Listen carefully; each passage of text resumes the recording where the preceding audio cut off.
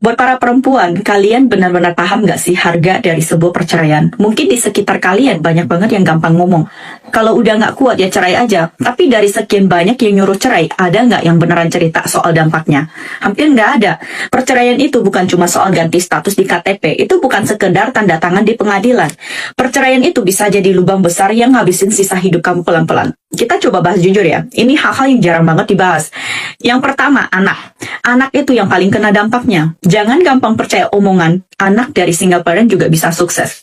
Bisa, tapi lukanya tetap ada. Kalau anak ikut kamu, dia bisa jadi bahan ejekan di sekolah. Waktu dia dibully, nggak ada sosok ayah yang bisa melindungi. Kalau anak nggak ikut kamu, dia tumbuh tanpa ibu. Dan kita semua tahu, hidup tanpa kasih sayang ibu itu seberat apa. Besarnya nanti, anak bisa jadi minder atau justru menyimpan marah. Marah karena merasa keluarganya dihancurkan. Dan di posisi itu, kamu sebagai ibu serba salah. Bawa salah, nggak bawa salah. Yang kedua, soal uang. Iya, memang ada pembagian harta. Tapi jujur aja, cukup nggak? Sewa rumah, pindahan, biaya sekolah anak, kesehatan, makan, listrik, air, semuanya tetap bayar penuh. Nggak ada potongan cuma karena kamu cerai.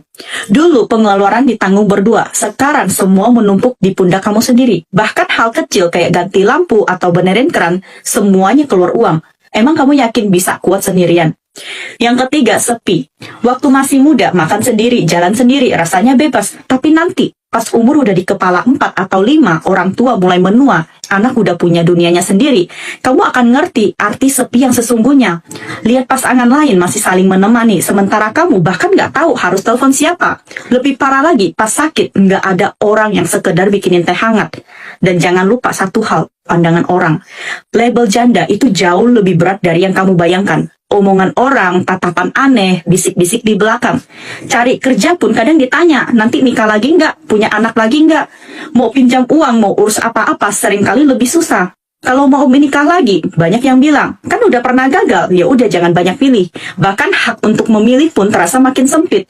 Jadi jangan gampang percaya kalau perceraian itu disebut sebagai kebebasan atau awal baru. Dalam banyak kasus itu justru jadi tanda bahwa kamu harus berjuang sendirian melawan hidup. Bukan berarti semua pernikahan harus dipertahankan apapun keadaannya. Tapi jangan juga termakan omongan manis orang yang enggak hidup di posisi kamu. Aneh kan, yang nyuruh cerai malah hidupnya utuh-utuh aja. Kalau masih bisa diperbaiki, masih ada anak yang disatukan, masih bisa bareng-bareng cari